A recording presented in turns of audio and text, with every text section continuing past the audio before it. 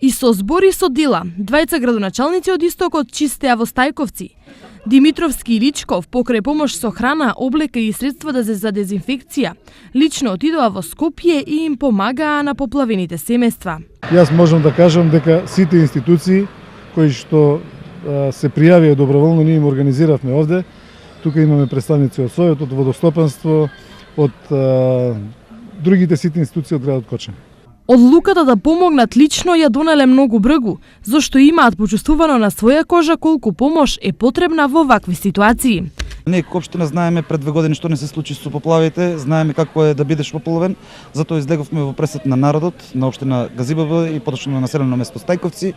Работиме колку што можеме, постојано сме на терен и ќе продолжиме понатаму. Помошта со луѓе во моментов таму е најпотребна, па овие општини секојдневно организираат доброволци за на терен. Од самиот почеток, од први ден до денес, се организираме, по големи групи водиме од 50 до 150 луѓе, зависи од денот, така да се покажавме дека на лице место луѓето се доволни од нас и можеме и повеќе да. Освен луѓе, општините, граѓаните и фирмите од истокот постојано доставуваат и материјална помош. Последен пример е фирмата Агромакс од Берово, која за поплавените подрачја донираше собствени производи во вредност од околу 1.000 евра.